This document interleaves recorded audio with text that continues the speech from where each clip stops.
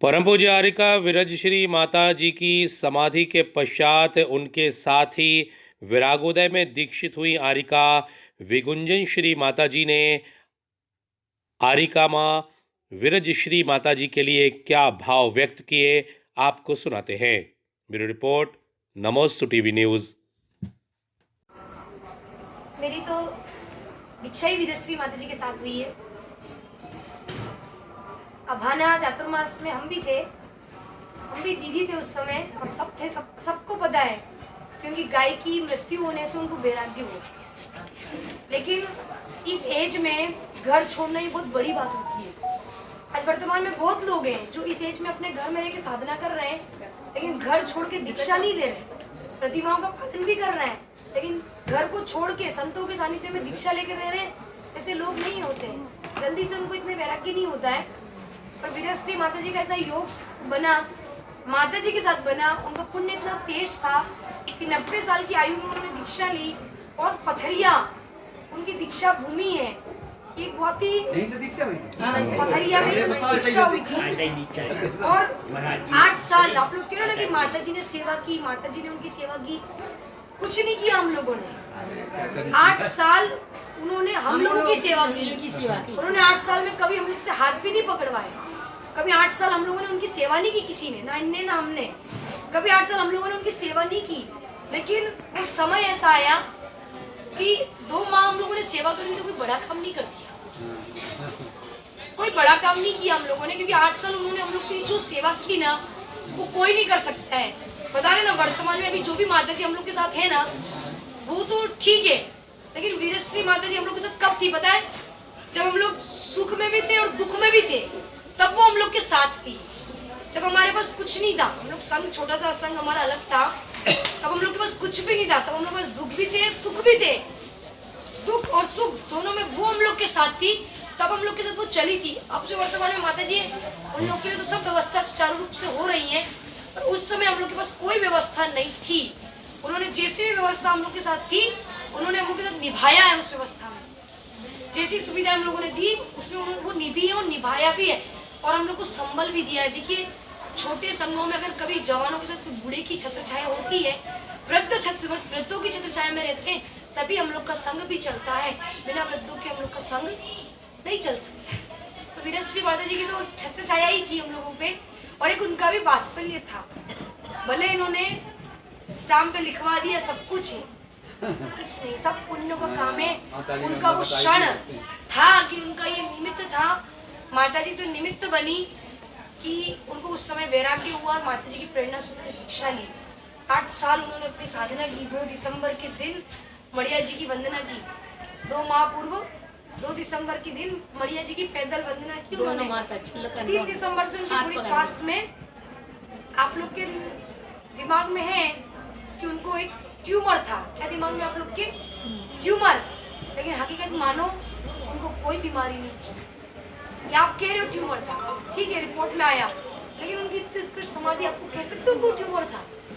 कभी नहीं कहना किसी के मुंह से, क्योंकि उन्होंने अंत समय अपने सारी बीमारी, सभी सारे रोगों का शमन करके संलग्न पूर्वक समाधि मरण किया है।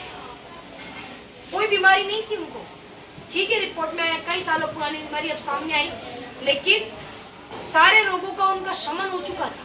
इतनी अच्छी चेतन अवस्था में, इतनी अच्छी चेतन अवस्था में उनका जो समाधि मरण हुआ है, जिस दिन भी वो क्षण देखे होंगे, सही में वो पुण्यात्मा जीव होगा जिसने वो अंत समय के क्षण देखे होंगे कि विभव सागर जी महाराज जो माता जी उच्चारण कर रही है, और वो अपने मुंह से अंत समय में भी ओम नमः ओम नमः ओम नमः बोलते। क्योंकि एक दिन पूर्व जब माता जी ने उन्होंने जल के लिए प्रेरणा दी थी, तो माता जी ने शुद्धि भी कराई, लेकिन उन्होंने त्याग कर दिया था। बोला हमें जल नहीं लेना है। माता जी ने पूछा जल लेना है? बोला नहीं लेना। स्वतः उन्होंने त्याग कर दिया था, क्योंकि वो वेट कर रही थी कि पंचकर्म अच्छे से हो जाए और गजब की 3 फेरी पूरी हो जाए, और फिर हम भी अपना निर्माण करें। उनका लक्ष्य था ये। पंचकर्म भी अच्छे से होने दिया और अच्छे से सब कुछ हो गया। लेकिन आश्चर्य मानो, जो समाधि अपन ने देखी है, मैंने भी अपने जीवन में इतनी अच्छी समाधि कभी नहीं देखी, कभी नहीं देखी। निश्चित अपन तो कह रहे हैं कि उनको देवगति का बंध पहले ही हो चुका था। जब हम लोग सागर मोरा जी में, जब उनको माता जी संबोधन देती थी ना, तब जब वो एक आहार और एक दिन पानी और एक दिन उपवास करती थी अपने मन से, हम लोग नहीं कहते थे, अपने मन से वो पानी के लिए उठती नहीं थी। सिद्धि करके धोती पकड़ने। एक दिन वो खुद उपवास करती थी, एक दिन वो जल के लिए खुद उठती थी। उस समय माता जी ने कहते थे, माता जी तुम्हारी तो देवगति निश्चित हो चुकी है। और क्या बोले वीरश्री के लिए, वो चली तो गई है। हम लोग को तो अभी भी आश्चर्य लग रहा है कि गई कैसे। बहुत लगाव था उनसे सबको। 8 साल एक मायने रखते हैं। 8 साल आप लोग के साथ तो भले उन्हें 90 साल निकाले, लेकिन 8 साल हम लोग के साथ जो निकाले हैं वो जीवन के बहुत महत्वपूर्ण है। हमेशा हमारे सन की विशिष्ट आरिका के नाम से हम लोग तो कहेंगे उनको। बहुत अच्छे मतलब वात्सल्य, इतना हम लोग को इतना संभाला उन्होंने 8 साल। कभी भी कुछ भी होता था सबसे पहले आगे खड़ी होती है हम लोग के साथ। माता जी ने तो की है सेवा। और आप लोग के लिए भी कहना चाहते हैं कि वीरश्री माता जी के लिए सबसे बड़ी प्रेरणा माता जी रही है। भले आज उनकी समाधि हो गई है, लेकिन कभी माता जी ने जो उपकार आपके माता जी के लिए किए हैं वो कभी जीवन में मत भूलना। ये उपकार है, माता जी के उपकार है आपकी माता जी के लिए, कभी मत भुलाइए। नहीं माता जी की समाधि हो गई, हम फ्री हो गए, नहीं।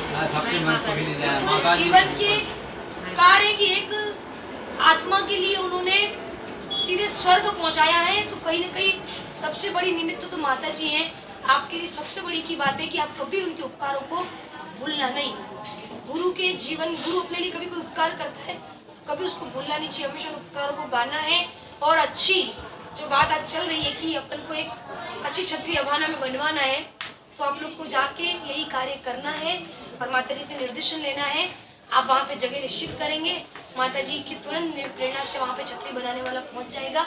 आप बढ़िया एक विशाल छतरी और एक चरण वहाँ पे स्थापित करें। और माता जी सानिध्य ना दे पाए, लेकिन माता जी के कोई ना कोई वहाँ पहुँचेगा, भाग होगा तो सानिध्य मिल जाएगा। सानिध्य में वो छतरी का पूरा निर्माण हो जाएगा, जल्दी हो जाएगा। आप तो जाओ, आज ही पूरा निश्चित करें, फाइनल करें और कल से हम छतरी का काम भी लगवा देंगे। फटाफट उस छतरी को बनवाएं और होना भी चाहिए। निश्चित है, देवलोक गति में गए तो छतरी तो बनना ही चाहिए। तो अपन को बहुत अच्छा कार्य करना है। यहाँ पे अगर जब बनने देंगे तब देंगे, चर्चाएं होंगी, देखा जाएगा, लेकिन अपन को अभाना में बनाना ही है। और बहुत ही अच्छी समाधि हुई है। आगे अब क्या बोलूँ, माता जी बोलेंगी अपने विचार।